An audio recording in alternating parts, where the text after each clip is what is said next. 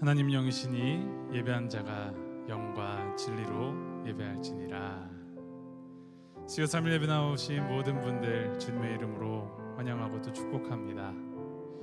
바깥에 토네이도 워닝이 있네요. 아마 예배가 끝날 때쯤에는 이미 잦아들 것 같습니다. 그래서 너무 걱정하지 마시고, 혹시나 정전이 나거나 어떤 일이 있어도 그런가 보다 하고 하는 것 또한 하나님의 은혜인 줄을 믿습니다. 불과 지난주에는 패딩을 꺼내 입었던 것 같은데 제가 이렇게 반팔을 입고 있습니다. 일기예보를 보면은 헛웃음이 나오더라고요. 오늘은 80도였는데 다음 주 화요일은 또 최고 기온이 26도랍니다. 이제 환절기를 겪어가면서 추웠다가 더웠다가 계절이 변해가고 있는데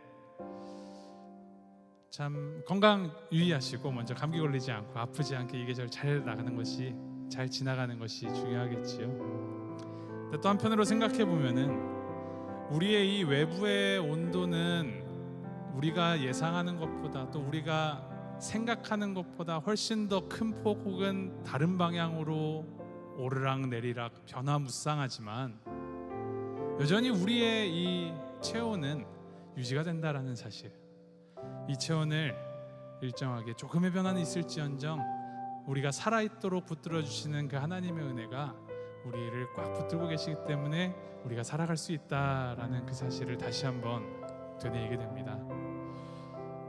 나의 바깥에 변화무쌍한 그 온도에 우리가 집중하기보다 나의 이 온도, 그리고 하나님이 주신 이 온도, 하나님께 더욱더 집중하면서 감사로도 감격으로 이 계절을 잘 은혜로 이겨나가는 우리 모두가 되기를 소망합니다. 함께 기도하시겠습니다. 우리 기도하면서 나아갈 때 하나님, 항상 변함없으신 그 사랑, 그 은혜, 자격 없는 우리에게 부어주신, 우리에게 이 폭풍우가 불고 토네이도가 불어도 지켜주시는 안전한 안식처가 되어주시니 감사드립니다. 주님께만 더욱더 집중하며 주님이 나의 피난처 되시며 주님이 나의 요새 되시며 감사하며 나아가는 이 예배 될 수 있도록 주님 인도하시옵소서. 주님이 나의 구주심을 우리가 기억하면서 그리스도를 더욱더 붙들고 나아가는 예배의 시간 되도록 주님 인도하시옵소서. 함께 각자의 입술로 기도하며 나아가겠습니다. 기도하시겠습니다.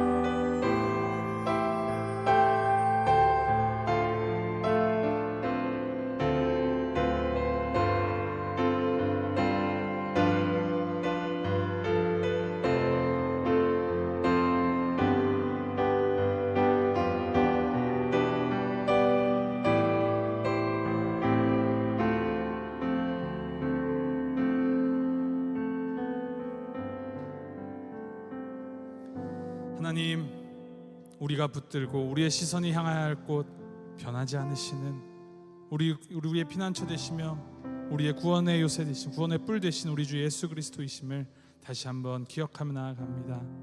주님이 예배 자리로 우리를 불러주시니 감사합니다. 주님의 부르심 따라서 주님을 향하여 주님의 얼굴을 구하며 나아가는 이 예배의 시간 되게 하시고 주님께만 영광 돌리는 이 시간 될 수 있도록 주님 인도하시옵소서. 아직 오지 못하신 성도님들의 발걸음 안전하게 지켜주시고 아무 사고 없이 안전할 수 있도록 주님 붙들어 주시옵소서.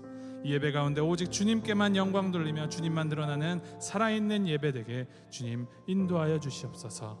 감사드리며 예수님의 이름으로 기도합니다. 아멘.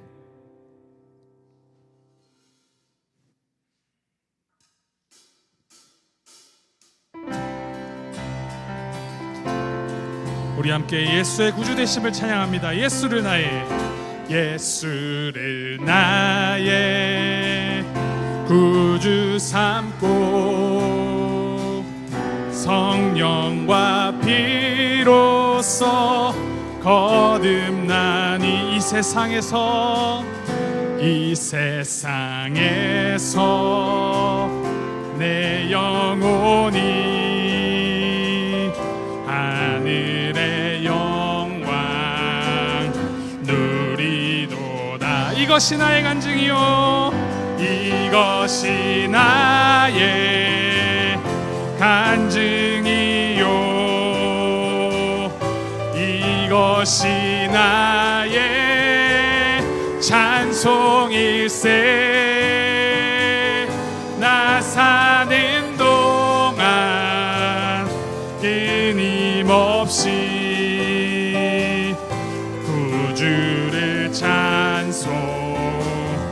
하리로. 온전히 주께 맡긴 내 영, 온전히 주께 맡긴 내 영, 사랑의 음성을 듣는 중에 천사들 왕래하는 것과 하늘의 영광 보리로다. 이것이 나의 간증이요, 이것이 나의 간증이요, 이것이 나의 찬송일세. 나 사는 동안 끊임없이 구주를 찬송하리로다. 주 안에 기쁨 누림으로, 주 안에 기쁨 누림으로 마음의 풍랑이 잔잔하니 세상과 나는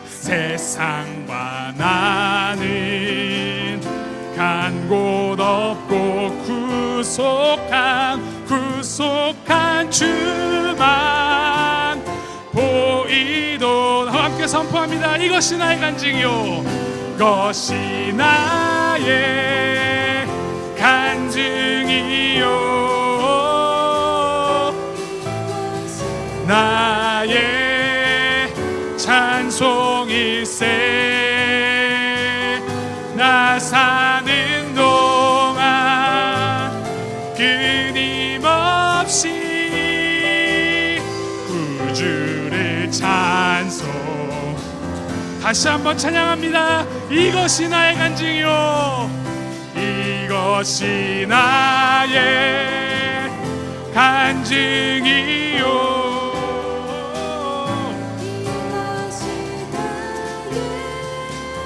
찬송일세. 나 사는 동안 끊임없이 구주를 찬송. 나 사는 동안 끊임없이, 나 사는 동안 끊임없이 구주를 찬송하리로다.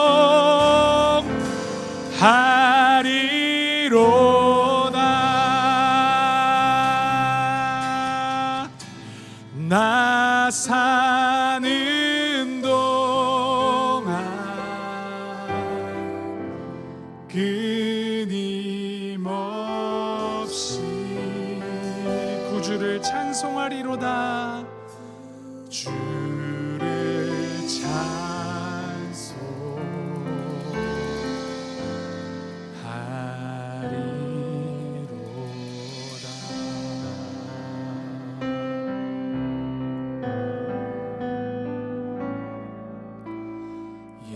예수는 내 힘이요, 나의 기쁨, 내 참 소망.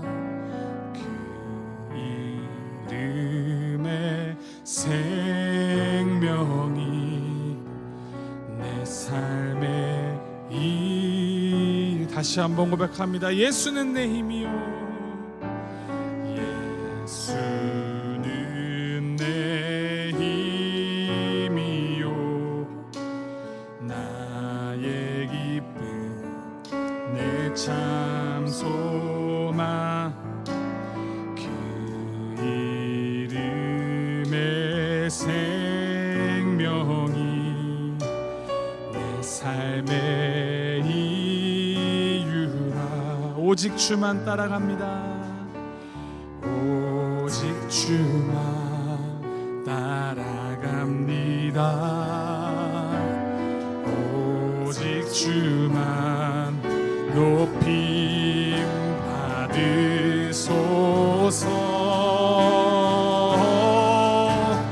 내 평생에 그 이름을 그의 선하심을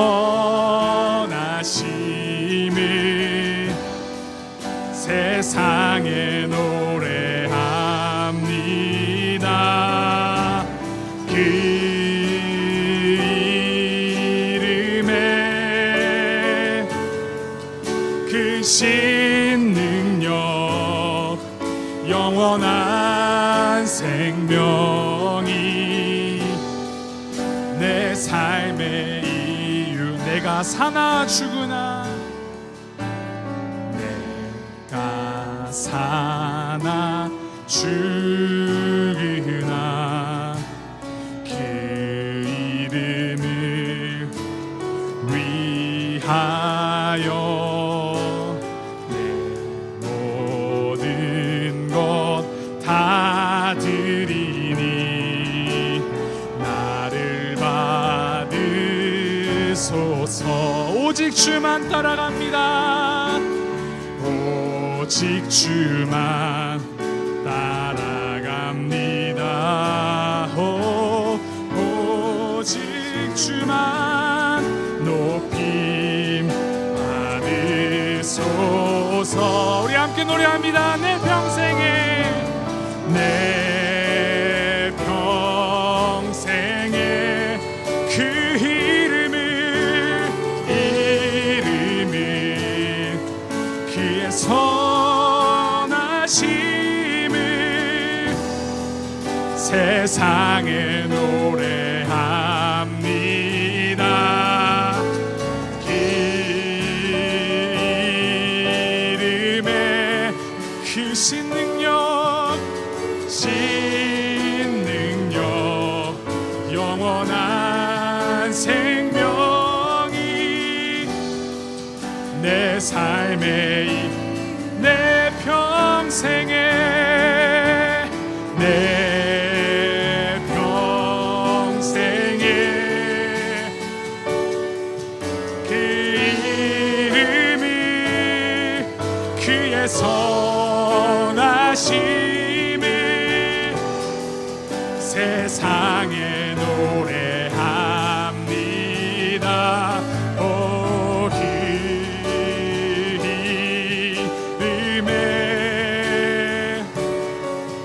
그 신능력 영원한 생명이 내 삶의 이유라. 그 이름에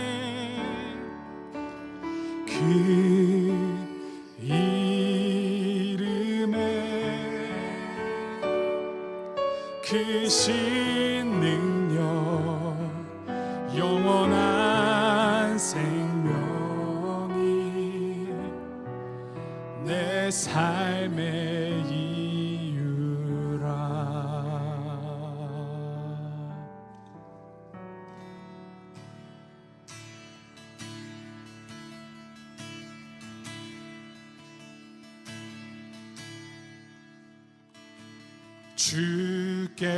주께서 주신 동산에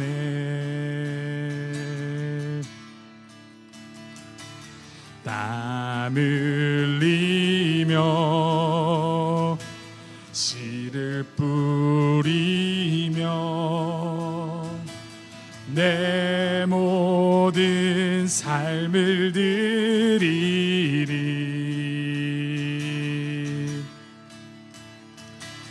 날 사랑하시는 내 주님께 비바람 앞을 가리고 비바람 앞을 가리고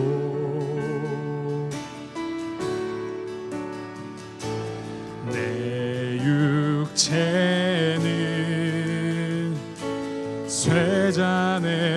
쇠잔해져도 내 모든 삶을 드리리. 사모하는 내 사모하는 내 주님께 땅 끝에서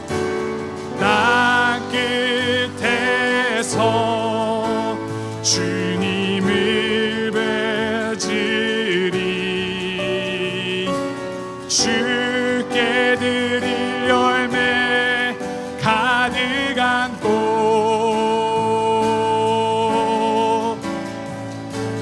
땅 끝에서 주님을 뵈오리. 주께 드릴 노래 가득한 꽃 땅의 모든 끝 찬양하라.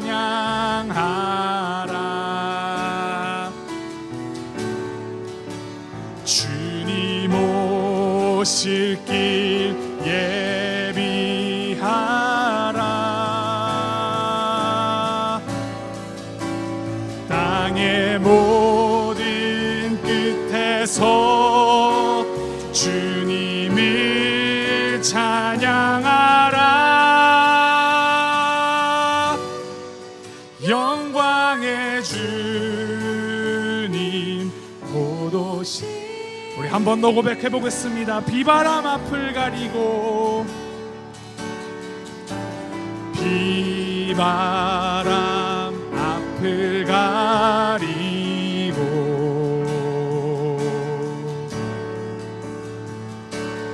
내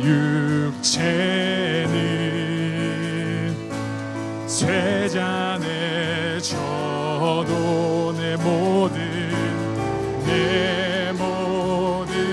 삶을 드리리.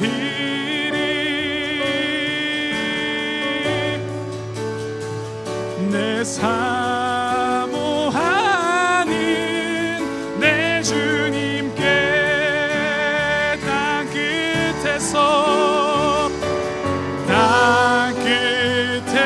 끝에서 주님을 맞으리.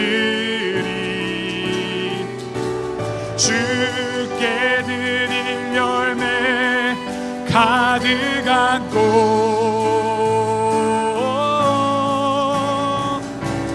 땅 끝에서 주님을 배우리.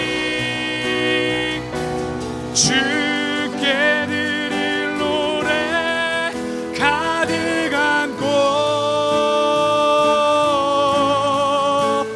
땅의 모든 끝 찬양하라. 주님 오실 길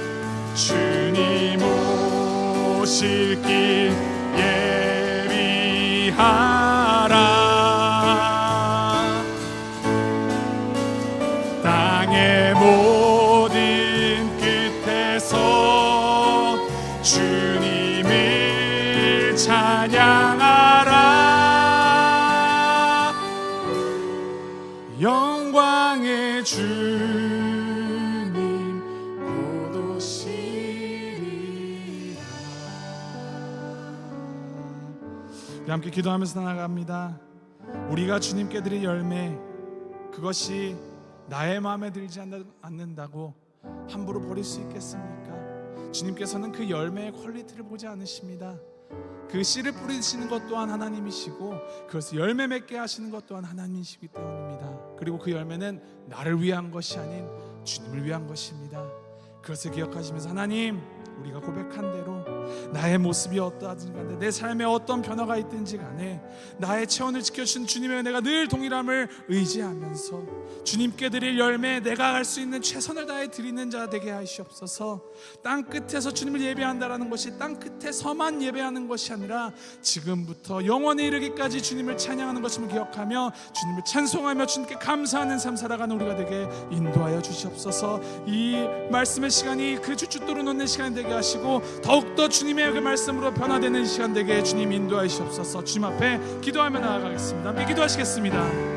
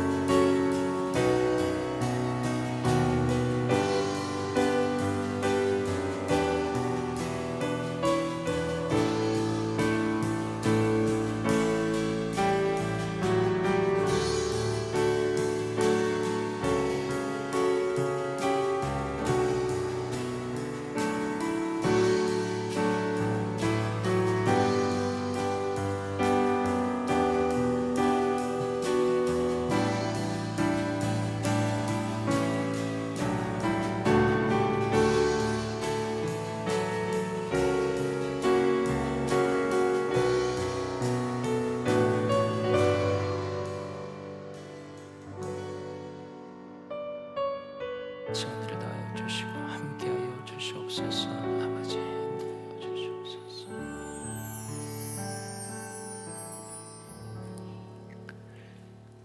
사랑과 은혜가 풍성하신 아버지 하나님, 주님의 놀라운 은혜에 또 주님께서 오늘도 우리에게 베풀어 주시는 사랑에 진심으로 감사드립니다.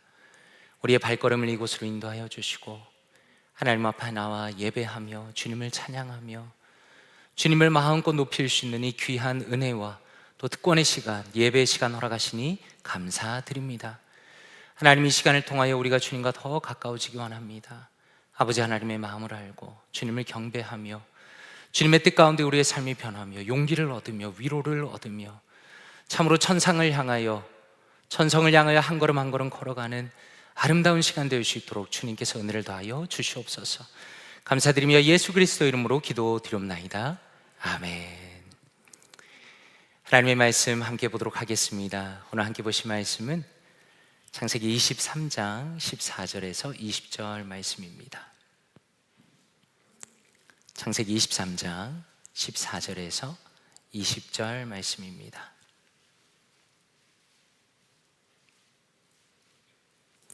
창세기 23장 14절에서 20절까지 하나님의 말씀 함께 합독하도록 하겠습니다. 시작. 에브론이 아브라함에게 대답하여 이르되 내 주여 내 말을 들으소서. 땅값은 은 400세겔이나 그것이 나와 당신 사이에 무슨 문제가 되리이까? 당신의 죽은 자를 장사하소서.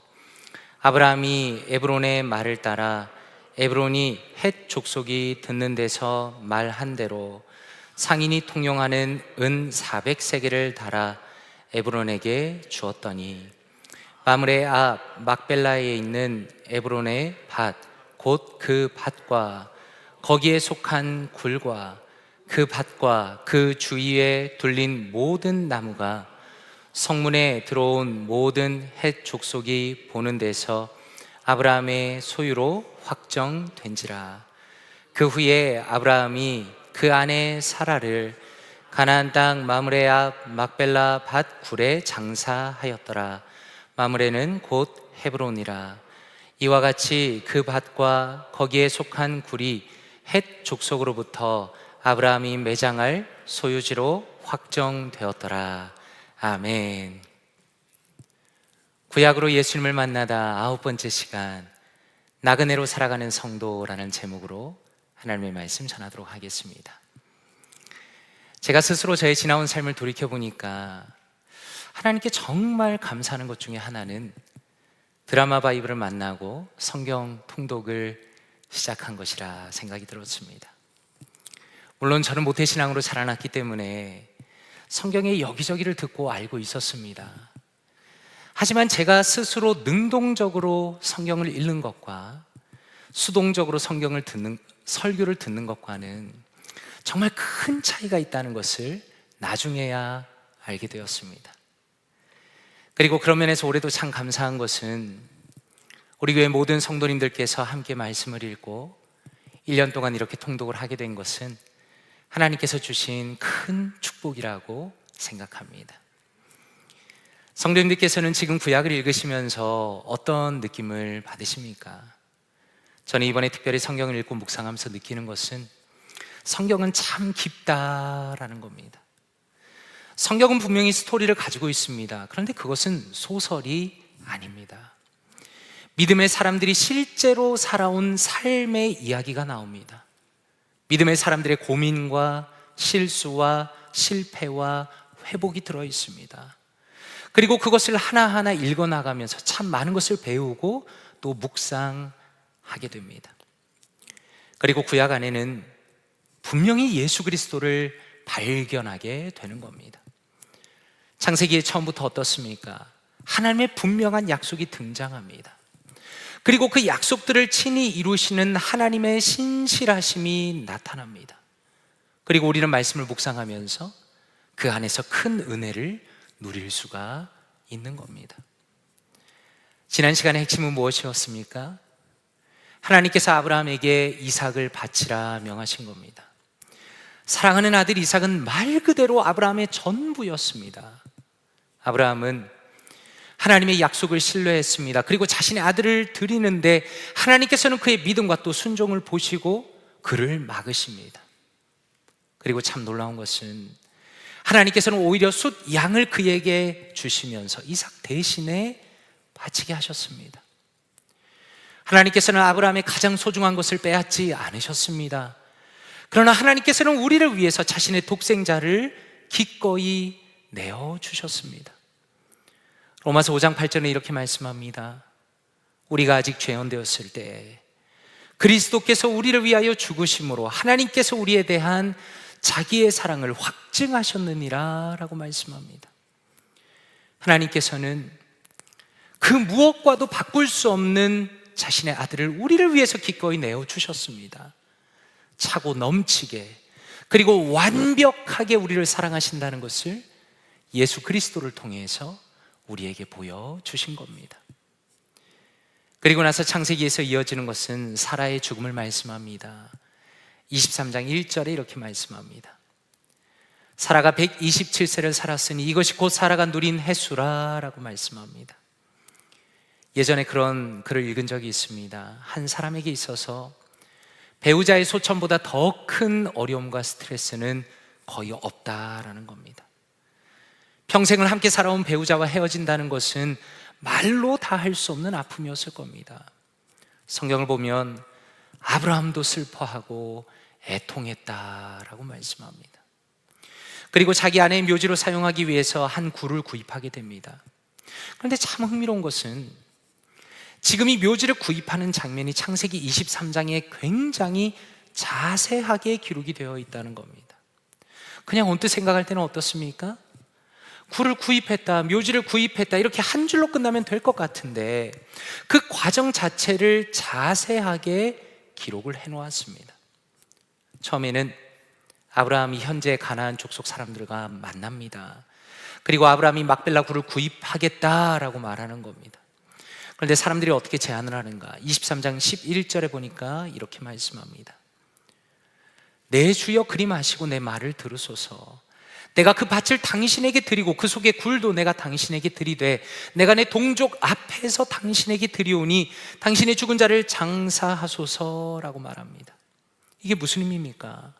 그냥 줄 테니까 거기서 당신의 아내를 장사하라라고 사람들이 아브라함에게 굉장히 큰 호의를 베풀고 있는 겁니다. 만약에 보통 사람들 같았으면 어떻게 했을까요? 아마도 당연히 그렇게 하겠다고 했을 겁니다. 그런데 아브라함은 그것을 거절하면서 반드시 내가 값을 치르겠다라고 말합니다. 근데 여기서 또 당황스러운 건 땅의 주인이 한편으로 보면 터무니없는 값을 불렀다는 겁니다. 그것이 14절과 15절입니다. 에브론이 아브라함에게 대답하여 이르되 내 주여 내 말을 들으소서. 땅값은 은 400세겔이나 그것이 나와 당신 사이에 무슨 문제가 되리이까? 당신의 죽은 자를 장사하소서라고 말합니다.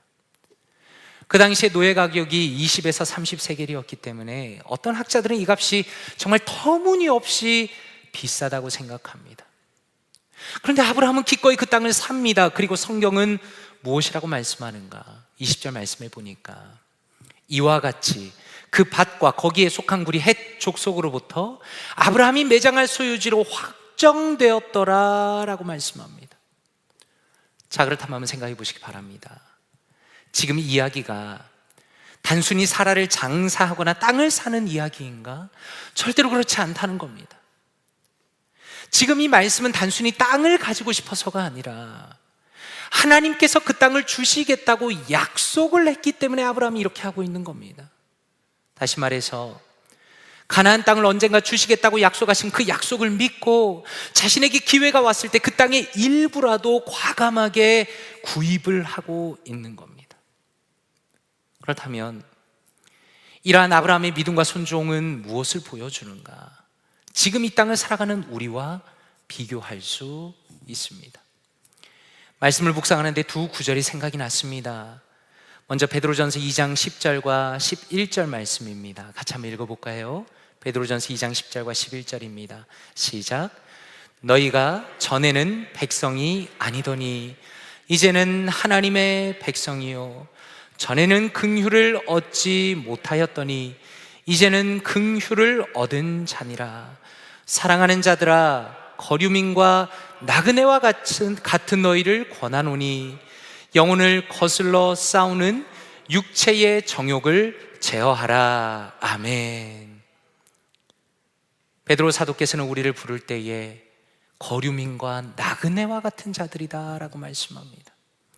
마태복음 6장 20절에 이렇게 말씀합니다. 예수님께서 말씀하시기를 같이 한번 읽어볼까요? 시작. 오직 너희를 위하여 보물을 하늘에 쌓아두라. 저기는 좀이나 동록이 해하지 못하며 도둑이 구멍을 뚫지도 못하고 도둑질도 못하느니라. 아멘. 무슨 의미입니까? 성경을 읽을 때마다 우리가 끊임없이 깨닫게 되는 것은 우리는 이 땅을 살아가고 있는 사람들이지만 그럼에도 불구하고 이 땅에 완전히 속한 사람들이 아니라는 겁니다. 우리는 예수 그리스도 안에 있는 사람들입니다. 우리의 소망은 궁극적으로 하늘에 있다는 것을 말씀하시는 겁니다. 그러므로 한번 생각해 보십시오. 만약에 우리가 죽음 이후에 우리에게 올 그 세상에 대한 믿음이 부족하다면 지금 우리가 이 땅에서 굳이 순종하며 살 필요가 어디에 있겠습니까? 만약에 우리가 부활을 진심으로 믿지 않는다면, 그리고 예수 그리스도의 재림을 믿지 않는다면 왜 굳이 우리가 무리해서 말씀을 따라가면서 살겠는가라는 겁니다. 그러나 오늘 말씀은 미래를 바라보면서 믿음으로 살아가는 사람의 모습을 보여주십니다. 그리고 그 모습을 따라오라고 우리를 깨우치시는 겁니다. 마치 아브라함이 미래를 바라보면서 약속을 신뢰하면서 과감하게 가나안 땅을 구입하고 자신의 많은 것을 사용한 것처럼 우리도 이 땅에서 미래를 바라보면서 하나님 앞에 순종하며 하나님의 말씀과 그분의 뜻을 쫓아서 살아가라고 말씀하시는 것입니다. 그리고 한 가지 주목할 것은 베드로 사도께서 말씀하실 때 육체의 정욕을 제어하라 라고 말씀하셨습니다. 사랑하는 자들아 거류민과 나그네와 같은 너희를 권하노니 영혼을 거슬러 싸우는 육체의 정욕을 제어하라 라고 말씀하셨습니다. 여기서 제어하다라는 헬라어의 원래 의미는 멀리하다라는 뜻을 가지고 있습니다. 다시 말해서 이 땅에서 살아가는 동안에 나의 육체와 나의 욕심과 나의 탐욕을 적극적으로 멀리하라라는 겁니다. 그렇다면 한번 생각해 보십시오. 그 반대는 무엇입니까? 그것은 세상을 멀리하고 하나님을 가까이 하라라는 겁니다. 하나님을 가까이 하고 예수 그리스도와의 친밀함을 위해서 애를 쓰며 이 땅을 살아가라라고 말씀하는 겁니다. 그런 면에서 여쭤보고 싶은 것입니다. 지금 저와 성도님들께서 가까이 하고 있는 것은 무엇인가 라는 겁니다. 제가 목회자로서 참 흥미롭게 느끼는 것은 교회에서 성경을 읽고 기도를 해야 한다라고 강조하면 마치 자신의 신앙생활에 간섭하려는 것처럼 느끼는 분들이 종종 있다라는 겁니다. 정말 흥미롭지 않습니까? 기독교 신앙을 가장 간단하게 말하자면 성경을 읽고 기도하는 것 외에 도대체 무엇으로 말을 할 수 있겠습니까? 다시 말해서 하나님을 가까이 한다는 것은 너무나 당연한 것이고 성도의 의무이고 성도의 기쁨이고 성도의 삶의 전부입니다. 그런데 많은 성도님들이 살아가면서 SNS와 유튜브와 영화와 세상 돌아가는 일에는 그렇게 많은 관심을 가지면서도 하나님과 가까워지는 시간 자체는 정말로 적다라는 겁니다. 그러면서 이렇게 생각합니다. 왜 나는 성령 충만한 삶을 살아가지 못하는 것일까라고 스스로 고민하는 논리적인 모순에 빠져 있는 것을 종종 보게 된다는 겁니다. 그러므로 오늘 말씀을 보면서 정말 우리 자신에게 진지하게 물어봐야 하는 것은 세상의 욕심과 탐욕과 내가 원하는 것을 가까이 하고 있는가? 아니면 하나님의 다스림과 그분의 통치와 그분의 말씀과 그분의 뜻을 가까이 하고 있는가라는 것을 우리 자신에게 진지하게 물어보아야 한다라는 겁니다. 이렇게 사가라가 죽은 이후에 성경은 무엇을 보여주시는가? 아브라함이 자신의 며느리를 찾는 장면을 보여주십니다. 아브라함은 하나님의 언약을 잇는 사랑하는 아들을 위해서 며느리를 찾는데 가장 믿을 만한 종을 보냅니다. 아마도 이 사람은 엘리에셀인 것으로 생각이 됩니다. 그런데 정말 흥미로운 것은 이삭의 아내를 찾는 이 이야기가 창세기에서 가장 긴 장으로 기록이 되어 있습니다. 이것은 가문의 며느리가 들어오는 것을 아브라함이 얼마나 공을 들이고 있는가를 보여주는 것이고, 또 하나님께서 이 장면을 굉장히 중요하게 여기신다는 것을 보여주는 겁니다. 아브라함이 종에게 신신당부하는 것이 있습니다. 가나안 족속 중에서 여인을 택하지 말라는 겁니다. 그리고 아브라함이 살던 고향에 가서 여인을 찾는다 하더라도 절대로 아들을 거기로 데려가지 말라라고 두 가지를 요구합니다. 그럼 왜 이렇게 요구한 것인가? 그 이유가 중요합니다. 24장 7절을 같이 한번 읽어보면 좋겠습니다. 시작. 하늘의 하나님 여호와께서 나를 내 아버지의 집과 내 고향 땅에서 떠나게 하시고 내게 말씀하시며 내게 맹세하여 이르시기를 이 땅을 내 씨에게 주리라 하셨으니 그가 그 사자를 너보다 앞서 보내실지라 내가 거기서 내 아들을 위하여 아내를 택할지니라. 아멘. 여기서 우리가 주목할 것은 무엇입니까? 지금 아브라함의 마음 안에는 하나님의 약속으로 가득하다라는 겁니다.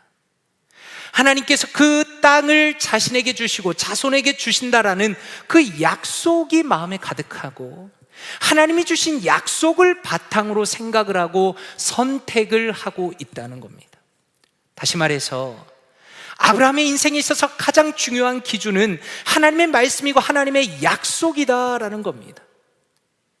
그런 면에서 한번 생각해 보시기 바랍니다. 우리가 살아가면서 어떤 선택을 해야 할 때가 얼마나 많이 있습니까? 우리의 인생 자체가 선택의 연속입니다. 하루에도 수십 가지 선택을 해야 합니다. 행동을 해야 합니다. 그런데 과연 우리는 어떤 기준으로 선택을 하고 있는가라는 겁니다. 사실 저를 포함해서 이 시대를 살아가는 대부분의 사람들은 자신의 감정에 따라서 선택하는 경우가 굉장히 많아 보입니다. 이걸 선택하면 내가 기분이 좋은가? 아니면 이걸 선택하면 내가 기분이 나쁜가? 거기에 굉장히 포커스가 맞춰져 있다는 겁니다. 그런데 아브라함이 여기서 참 놀라운 것은 그에게 있어서 가장 중요한 선택의 기준은 어떤 며느리를 선택해야 하나님의 말씀을 따라갈 수 있는가? 바로 거기에 초점이 맞춰져 있었다는 겁니다. 그리고 그런 아브라함의 뜻을 가지고 드디어 종이 길을 나섭니다. 그런데 성경을 읽어보니까 그 종이 아브라함의 고향 땅에 이르러서 이렇게 기도를 합니다.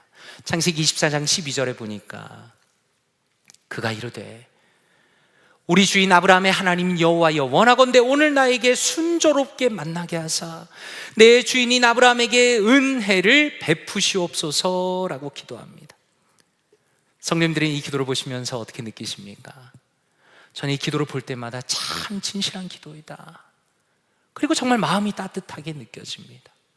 왜냐하면 이 종은 자신의 모든 사명을 감당할 때 하나님 앞에 먼저 기도하는 사람이었다는 겁니다. 물론 이 종은 자신의 일을 대충 하는 사람은 아니었습니다. 이미 자신이 할 수 있는 모든 일은 완벽하게 준비를 마쳤습니다. 여인을 찾기 위한 보물과 모든 것을 다 지혜롭게 준비했습니다. 이 사람은 아브라함의 신뢰를 받는 사람이었고 굉장히 지혜로운 사람이었습니다. 만반의 준비는 끝났습니다. 그러나 그럼에도 불구하고 무엇이라고 기도하는가?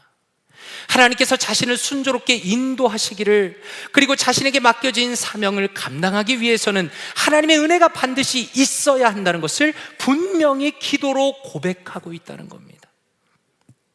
그런데 이 기도가 참 재밌는 것은 종이 기도를 하면서 여인의 기준을 정했다는 겁니다. 사실 아브라함이 이걸 시킨 게 아닙니다. 그런데 자신의 지혜 가운데 하나님께 기도하기를 이렇게 기도합니다. 물 곁에서 여인을 만나면 물을 달라고 하면 그 여인이 물을 주고, 자기뿐만 아니라, 자기가 부탁 안 했는데 자기뿐만 아니라 낙타에게도 물을 주겠다 하는 그 여인이 하나님이 선택하신 여인인 줄 알겠다라고 기도를 합니다.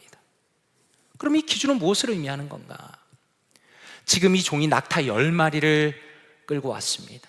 그리고 아마 긴 여행으로 낙타는 지쳐 있었을 겁니다. 보통 낙타가 물을 먹을 때 대략 50리터에서 100리터를 먹는다고 합니다.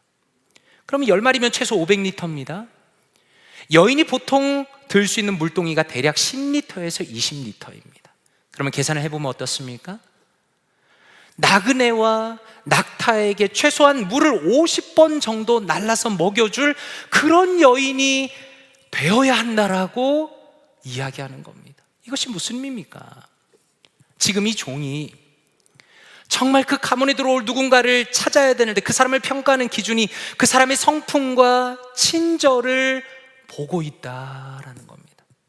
다시 말해서 비록 낯선 사람이라 할지라도 진심으로 넉넉하게 친절을 베풀 수 있는 그런 사람을 하나님 앞에 놓고 기도하고 있습니다.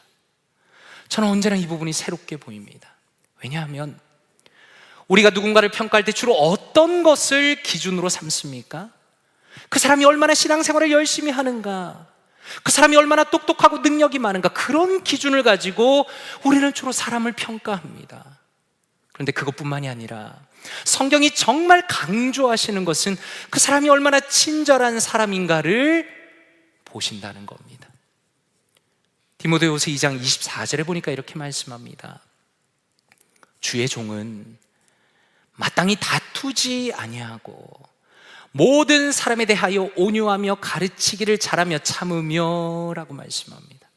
참 흥미로운 것은 바울 사도께서는 교회의 리더들에게, 특히 목회자에게 가르치기를 잘하는 것보다 성품을 앞세우고 있다는 겁니다. 골로새서 3장 12절은 이렇게 말씀합니다. 같이 한번 읽어볼까요? 시작.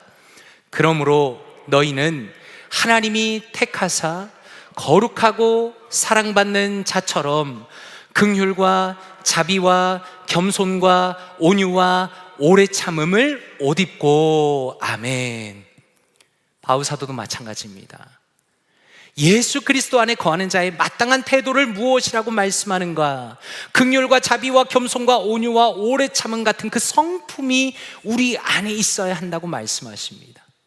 제가 이번에 말씀을 준비하면서 참 새롭게 발견한 것은 사실 골로새서 3장 12절에는 여기에 친절이 헬라 원어에는 들어가 있습니다. 근데 이유는 모르겠지만 개역개정 성경을 번역한 분들은 친절은 빼고 긍휼과 자비와 겸손과 온유와 오래 참음을 넣었습니다. 사실 다른 영어 번역본들은, 많은 영어 번역본들이 친절을 꼭 넣어 놓았습니다. 그런 면에서 한번 생각해 보시기 바랍니다. 저와 성도님들은 다른 사람이 볼 때 정말 친절한 사람인가 라는 겁니다. 우리의 성품과 우리의 태도가 다른 사람을 편안하게 해주는 사람인가, 아니면 다른 사람을 불편하게 하고 힘들게 하고 거치는 돌이 되는 것은 아닌가라고 우리 자신의 말씀을 보면서 돌아보게 되는 겁니다. 결국에는 하나님의 섭리 가운데 리브가가 종의 시험을 통과합니다. 가나안 땅으로 함께 오게 되었습니다. 그리고 이삭은 자신의 어머니께서 소천한 이후에 큰 위로를 얻게 되었습니다. 그리고 창세기 25장으로 넘어가면 아브라함의 죽음이 나옵니다.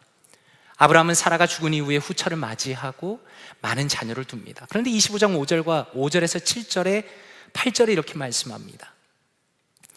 아브라함이 이삭에게 자기의 모든 소유를 주었고 자기 서자들에게도 재산을 주어 자기 생전에 그들로 하여금 자기 아들 이삭을 떠나 동방 곧 동쪽 땅으로 가게 하였더라.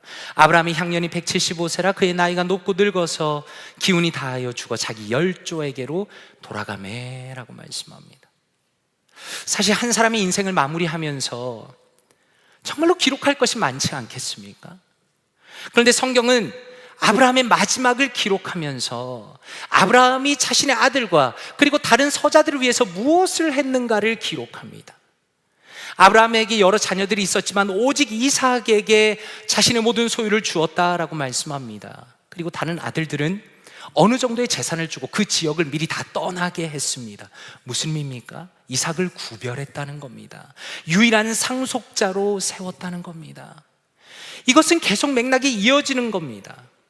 아브라함이 하나님께서 부르신 이후부터 자신의 삶의 마지막 맞이하는 그 순간까지 마음에 붙들고 있었던 것은 하나님의 약속이라는 겁니다. 하나님께서 자신의 이삭을 통해서 온 세상에 복을 주시겠다는 그 약속을 기억하면서 삶의 마지막까지 행동을 하고 가정을 살피는 믿음의 사람의 모습을 보여주십니다. 그리고 이어지는 이야기는 이삭의 아내 리브가가 임신을 하게 됩니다. 쌍둥이를 임신하게 되었는데 워낙 뱃속에서 싸웁니다. 하나님께 여쭤보니 무엇이라 말씀하는가? 창세기 25장 23절에 이렇게 말씀합니다. 여호와께서 그에게 이르시되 두 국민이 내 태중에 있구나. 두 민족이 내 복 중에서 나누이리라. 이 족속이 저 족속보다 강하겠고 큰 자가 어린 자를 섬기리라 라고 말씀합니다. 이 말씀이 참 놀라운 것은 아직 어머니의 태 속에 있는데 둘이 태어나기도 전에 그들의 운명을 하나님께서 결정하셨다는 겁니다. 그리고 에서와 야곱이 태어납니다. 형제가 자라면서 수많은 일들이 있었겠죠. 그런데 창세기는 무엇을 보여주시는가? 그 유명한 팥죽 사건의 장면을 보여주십니다. 에서가 사냥을 마쳤습니다. 배가 고파서 들어왔는데 야곱이 그때를 노리고 죽을 끓이고 있었다는 겁니다. 그리고 야곱은 형에게 말하기를 장자의 명분을 나에게 팔아라 라고 형에게 요구하면서 유혹을 합니다. 그리고 창세기 25장 32절에서 34절에 이렇게 말씀합니다. 같이 한번 읽어보면 좋겠습니다. 시작. 에서가 이르되 내가 죽게 되었으니 이 장자의 명분이 내게 무엇이 유익하리요? 야곱이 이르되 오늘 내게 맹세하라. 에서가 맹세하고 장자의 명분을 야곱에게 판지라. 야곱이 떡과 팥죽을 에서에게 주매 에서가 먹으며 마시고 일어나 갔으니 에서가 장자의 명분을 가볍게 여김이었더라. 아멘. 여기서 우리가 분명히 깨닫는 것은 에서가 얼마나 자신의 장자권을 대수롭지 않게 여겼는가라는 것을 보게 됩니다. 아브라함의 모습과는 완전히 반대가 됩니다. 헌신짝처럼 내가 배고프다는 그 이유만으로 하나님의 약속을 내동댕이 치는 것이 바로 에서의 모습입니다. 그러면 야곱은 어떻습니까? 야곱도 황당합니다. 왜냐하면 야곱은 생각하기를 하나님의 약속과 하나님이 주시는 복이라는 것을 자기의 팥죽 한 그릇으로 살 수 있다고 생각했다는 겁니다. 다시 말해서 하나님의 복이라는 것은 하나님께서 주시는 것이고 그분의 손 안에 있는 것인데 자기 마음대로 왔다 갔다 할 수 있는 것처럼 생각하는 어처구니 없는 모습을 보여줍니다. 그런 면에서 우리가 냉정하게 보았을 때 이 두 사람 중에 누가 더 훌륭한 사람인가? 이 두 사람 중에 누가 하나님의 사랑을 받을 만한가라는 질문 자체가 성립이 안 됩니다. 둘 다 어리석은 사람입니다. 둘 다 참으로 당황스러운 모습을 보입니다. 그런데 로마서 9장에 무엇이라 말씀하는가? 하나님께서는 하나님 자신의 뜻을 따라서 동생 야곱을 선택하셨다는 겁니다. 12절에서 16절에 보니까 이렇게 말씀합니다. 리브가에게 이르시되 큰 자가 어린 자를 섬기리라 하셨으니 기록된 바 내가 야곱은 사랑하고 에서는 미워하였다 하신 것과 같으니라. 그런즉 우리가 무슨 말을 하리요? 하나님께 불의가 있느냐? 그럴 수 없느니라. 모세에게 이르시되 내가 긍휼히 여길 자를 긍휼히 여기고 불쌍히 여길 자를 불쌍히 여기리라 하셨으니 그런즉 원하는 자로 말미암음도 아니요 다른 박질 하는 자로 말미암음도 아니요 오직 긍휼히 여기시는 하나님으로 말미암음이니라 라고 말씀합니다. 창세기의 오늘의 말씀의 장면과 로마서의 말씀은 무엇을 보여줍니까? 그것은 하나님의 구원의 역사와 그분의 섭리라는 것은 인간의 뜻에 달려있지 않다는 겁니다. 전적으로 하나님의 은혜에 속해 있다는 겁니다. 우리가 분명히 아는 것은 모든 인간은 하나님 앞에 죄인이라는 겁니다. 물론 우리가 약간의 도덕성의 차이는 있을 수 있겠습니다. 그러나 하나님 앞에 우리 모두가 죄인이라는 것은 분명한 사실입니다. 그러므로 인간의 구원이라는 것은 전적으로 하나님의 은혜에 달려 있을 수밖에 없는 겁니다. 하나님께서는 죄인을 선택하십니다. 그 죄인을 긍휼히 여기십니다. 그 마음에 믿음을 주시고 변화시키시고 구원하십니다.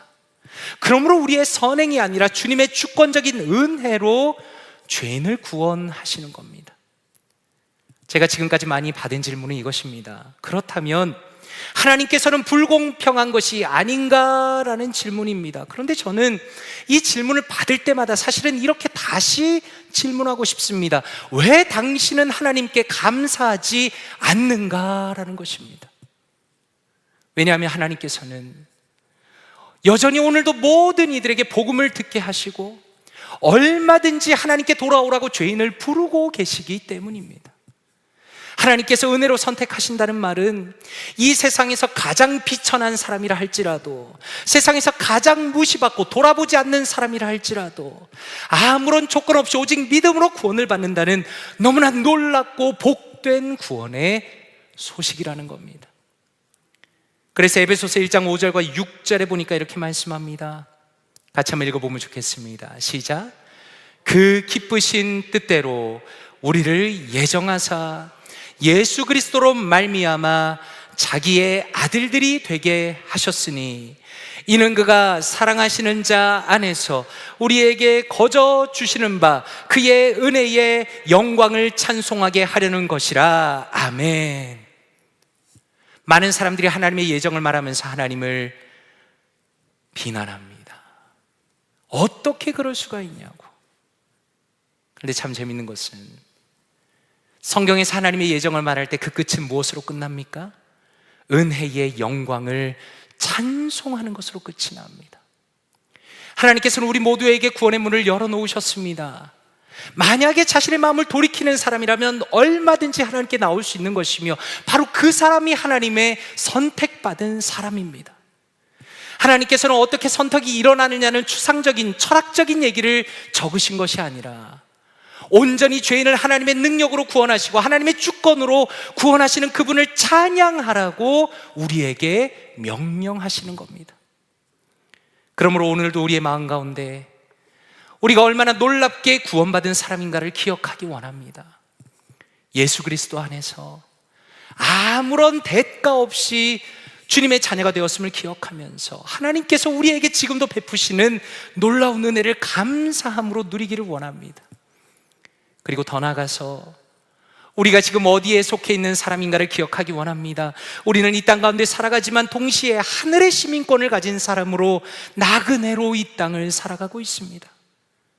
그러므로 우리의 모든 순간이 지금 여기에서 하나님의 뜻을 붙들기를 원하고 그 어떤 사람보다 주님을 더 가까이 하기를 원하고 힘을 다하여 주님의 뜻을 추구하며 살아가시는 사랑하는 모든 성도님들 되시기를 주님의 이름으로 축원드립니다. 함께 기도하겠습니다. 이 시간에 말씀을 묵상하시면서 함께 기도하기 원합니다. 아버지 하나님 감사합니다. 하나님께서 전적인 은혜를 베풀어 주시며 예수 그리스도 안에서 저를 선택하시니 감사드립니다. 주님께서 긍휼을 베풀어 주시고 믿음을 주시니 감사드립니다. 하나님께서 저에게 베푸신 은혜가 얼마나 크고 놀라운 것인지를 저의 평생에 깊이 깨달아가며 감사와 찬양을 돌리게 하여 주시옵소서. 또한 기도하실 때 아버지 하나님 감사합니다. 저를 예수 그리스도 안에 살아가게 하시고 하늘의 시민권을 가진 자로 살게 하시니 감사합니다. 하나님, 이 땅에서 살아가는 동안에 저의 탐욕을 따라 살아가지 않도록 도와주시고 저에게 주어질 영원한 하나님의 나라를 바라보게 하여 주시옵소서. 주님의 뜻과 주님의 말씀이 저의 삶의 기준이 되게 하여 주시옵소서. 주님의 약속을 붙들고 주님을 위하여 저의 삶을 사용할 수 있도록 성령 하나님께서 저의 한 걸음 한 걸음을 선하게 인도하여 주시옵소서. 이 시간에 말씀을 묵상하시면서 통성으로 함께 기도합니다. 기도하겠습니다. 아버지 하나님 감사합니다. 하나님 감사합니다. 하나님께서 우리에게 전적인 은혜를 베풀어 주시며 하나님의 선택과 하나님의 주권과 하나님의 능력 가운데 우리를 이 자리로 불러주시고 예수 그리스도 안에서 우리를 주님의 자녀 삼으시며 하나님 앞에 예배하는 자로 세워주시니 감사드립니다. 하나님을 마음껏 찬양하며 하나님께 기도할 수 있는 자로, 하나님의 말씀을 듣는 자로, 하나님의 은혜를 누리는 자로, 예수 그리스도 안에 거하는 자로 우리를 세워주시니 감사합니다. 하나님, 주님께서 긍휼을 베풀어 주심으로, 하나님께서 믿음을 부어 주심으로 우리가 이 자리에 자리에 있게 하시니 감사드립니다. 하나님, 우리가 말씀을 대할 때마다, 하나님 앞에 기도할 때마다, 하나님 앞에 예배할 때마다 하나님, 우리의 마음이 겸손하게 하여져서 하나님께서 우리에게 베푸시는 은혜가 얼마나 크고 놀라운 것인지를 아버지 우리의 평생에 깊이 깨닫게 하여 주시옵소서. 오 주님만을 찬양합니다. 주님께 감사와 찬양과 영광을 돌려드립니다. 하나님, 우리를 선택하시며 인도하시며 구원하시며 우리를 천국으로 이끄실 하나님만이 모든 영광을 받으실 분이십니다. 하나님, 우리의 평생의 입술 가운데 하나님을 찬양이, 아버지 하나님을 향한 찬양이 넘치게 하여 주시옵소서. 하나님, 내 평생의 주님을 찬양하며 내 평생의 주님을 높이며 내 평생의 주님을 갈망하는 아름다운 믿음의 사람들 다 되게 하여 주시옵소서. 하나님, 감사합니다. 우리를 예수 그리스도 안에 살아가게 하시고 예수 그리스도 안에 사랑받는 자로 삼아주시고 하늘의 시민권을 가진 자로 살아가게 하시니 감사합니다. 하나님, 우리의 탐욕이 우리의 삶을 붙들지 않도록 도와주시옵소서. 하나님, 우리에게 주어질 영원한 하나님의 나라를 바라보기 원합니다. 나에게 주어질 영원한 상급을 바라보기 원합니다. 우리에게 주어질 예수 그리스도의 칭찬과 아버지의 승리의 면류관을 바라보기 원합니다. 하나님, 주님의 뜻과 주님의 말씀과 주님의 아버지의 교훈이 우리의 삶의 기준이 되게 하여 주시옵소서. 세상 사람들처럼 나의 기분이나 나의 탐욕이나 나의 욕심이 삶의 기준이 되지 않게 하시며 하나님, 오직 주님의 뜻과 주님의 말씀과 하나님의 아버지의 영원한 그 마음이 우리의 기준이 되게 하셔서 하나님, 그것을 통하여 우리가 성령 하나님의 충만함을 입게 하여 주시옵소서. 하나님, 우리가 세상의 그 어떤 것보다 주님을 가까이 하기 원합니다. 주님을 따라가기 원합니다. 주의 말씀을 주야로 묵상하는 자가 되기 원합니다. 쉬지 말고 기도하는 자가 되기 원합니다. 하나님, 주님을 가까이 하게 하시며 우리의 삶의 그 어떤 것보다 주님을 가까이 하게 하시며 그리하여 우리가 성령 충만한 삶, 하나님 안에서 생명을 누리는 삶, 하나님을 기뻐하는 삶, 하나님 안에서 은혜를 누리는 삶, 하나님 안에서 복된 삶을 살아갈 수 있도록 주여 인도하여 주시옵소서. 예수 그리스도께서 우리 안에 계시며 우리를 인도하시며 우리를 붙드신다는 것을 잊지 않도록 도와주시고 하나님, 그리하여 우리의 인생이 복되기 원합니다. 한 걸음 한 걸음이 주님과 동행하는 우리가 되기 원합니다. 하나님, 우리의 환경과 우리의 기분과 우리의 모든 것은 변한다 할지라도 하나님, 우리의 믿음의 삶이 주님과 동행하게 하시며 하나님, 그리하여 믿음으로 담대하게 아버지여 천성의 그날까지 하나님 믿음으로 걸어갈 수 있도록 사랑하는 모든 성도님들을 붙들어 주시옵소서. 인도하여 주시옵소서. 이 시간에 한 번 더 기도하기 원합니다. 이 시간에 우리 사랑하는 성도님들 개인의 기도 제목 가지고 기도하면 좋겠습니다. 참 어려움이 많죠.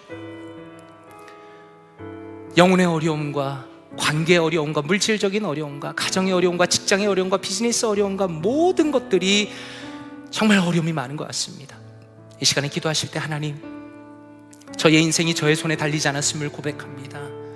하나님, 저는 주님 앞에 기도할 수밖에 없습니다. 나의 주인이시며 나의 인생의 주권자이신 하나님께서 저의 삶을 아버지여 형통하게 열어주시옵소서. 제가 가지고 있는 수많은 기도 제목들을 주님께서 해결하여 주시고 주님께서 들어주시기 원합니다. 그리하여 주님께 영광 돌리는 삶을 살아가기 원합니다. 주여, 믿음을 더하여 주시며 하나님, 낙심하지 않도록 도와주시고 우리에게 용기를 주시며 우리의 기도 제목을 응답하여 주시옵소서. 이 시간에 우리 각자의 기도 제목 가지고 통성으로 기도합니다. 기도하겠습니다. 하나님 아버지, 감사합니다. 하나님이 이 귀한 예배에 나와서 하나님의 이름을 부르며 아버지의 이름을 부르며 우리를 사랑하는 여호와 하나님의 이름을 부르며 하나님 주님 앞에 기도하게 하시니 감사합니다. 주여, 우리에게 수많은 문제들이 있습니다. 하나님, 수많은 어려움이 있습니다. 아버지여, 관계의 어려움과 경제적인 어려움과 가정의 어려움과 직장의 어려움과 비즈니스의 어려움과 아버지여, 마음의 어려움과 영혼의 낙심과 하나님 수많은 문제들이 있습니다. 그러나 주님을 바라봅니다. 하나님, 우리의 인생의 소망은 주님밖에 없습니다. 하나님, 나는 내 인생의 주인이 아닙니다. 하나님, 주님께서 저의 인생을 붙들고 계심을 믿사오니 하나님, 선하게 인도하여 주시옵소서. 주여, 도와주시옵소서. 하나님의 놀라운 능력과 하나님의 아버지여 도우심 가운데 살아가기 원하오니 하나님, 인도하여 주시옵소서. 한 걸음 한 걸음 붙들어 주시옵소서. 낙심하지 않도록 도와주시고 아버지여, 모든 것을, 모든 염려를 주님께 맡기며 주님 앞에 나가기 원합니다. 아무것도 염려하지 말고 오직 모든 일에 기도와 간구를 주님 앞에 아뢰입니다. 주여, 말씀대로 아뢰입니다. 예수 그리스도 안에서 하늘의 평강으로 우리의 마음을 채워주시옵소서. 두려운 마음이 아니라 믿음의 마음을 부어주시고 하나님, 참으로 낙심하는 마음이 아니라 용기를 부어주시고 하나님 앞에서 믿음으로 나아갈 수 있도록 주여, 내 위에 은혜를 더하여 주시옵소서. 연약한 우리의 손을 잡아주시고 연약한 우리의 무릎을 다시 피게 하시며 하나님, 주님을 의지하며 주님을 신뢰하며 주님을 붙들며 하나님, 우리의 인생을 끝까지 믿음으로 경주할 수 있도록 주의 약속을 붙들고 기도로 나아갈 수 있도록 하나님, 은혜 위에 은혜를 더하여 주시옵소서. 주여, 성령의 충만함으로 허락하여 주시옵소서. 하나님, 인도하여 주시옵소서. 아버지여, 역사하여 주시옵소서. 사랑하는 성도님들의 인생 가운데, 우리 교회 가운데 하나님, 선하게 인도하여 주시며 오직 주님을 신뢰하며 믿음을 나아갈 수 있도록 주여 함께하여 주시옵소서. 주여 인도하여 주시옵소서. 아버지 함께하여 주시옵소서. 사랑과 은혜가 풍성하신 아버지 하나님, 주님의 놀라운 은혜에 감사드립니다. 창세전에 우리를 선택하시며 아무 조건 없이 우리를 찾아오시며 우리에게 믿음을 주시고 우리가 예수 그리스도를 믿게 하시며 하나님의 자녀가 되는 놀라운 은혜와 특권을 누리게 하시니 감사드립니다. 하나님이 예배 자리에 나와서 주의 말씀을 들으며 다시 한번 하나님의 영광을 묵상하고 하나님의 주권을 묵상하고 주님 앞에서 결단하게 하시니 감사드립니다. 하나님, 예수 그리스도 안에서 주님께서 우리를 얼마나 사랑하시는가를 우리가 매 순간 깨달을 수 있도록 도와주시옵소서. 우리의 환경은 때로는 우리를 낙심시키고 우리의 마음이 절망할 때가 있으나, 그러나 하나님의 뜻 가운데 우리가 걸어가고 있다는 것을 잊지 않도록 도와주시며 믿음으로 오늘의 삶을 살아갈 수 있도록 인도하여 주시옵소서. 하나님, 세상의 탐욕이나 나의 욕심이나 나의 기분이 나의 인생의 기준이 되지 않기 원합니다. 하나님, 하나님의 말씀이 우리의 인생의 기준이 되기 원하며 그 말씀을 따라서 믿음으로 걸어갈 수 있기를 원합니다. 여기 계신 사랑하는 성도님들의 인생과 저희의 인생을 붙들어 주시고 우리 교회를 붙들어 주셔서 하나님이 말세지 말의 어려운 시대 속에서도 오직 하나님을 붙들고 말씀을 기준 삼아 아버지 나아갈 수 있는 믿음의 교회가 될 수 있도록 모든 성도들 다 될 수 있도록 은혜 위에 은혜를 더하여 주시옵소서. 성령 하나님께서 은혜를 주시며 성령의 충만함을 허락하시며 오직 성령 하나님을 의지하여 예수 그리스도와 깊은 관계 속에 동행하며 살아갈 수 있도록 은혜를 더하여 주시옵소서. 이 모든 말씀 감사드리며 살아계신 주 예수 그리스도의 이름으로 기도 드리옵나이다. 아멘. 축도합니다. 이제는 우리 주 예수 그리스도의 은혜와 아버지 하나님의 놀라운 사랑과 성령 하나님의 인도하심과 교통하심이 하늘의 소망을 품고 그리스도 안에서 믿음으로 살아가기로 결심한 사랑하는 모든 성도님들의 머리 위에 지금부터 영원토록 함께 하실지어다. 아멘.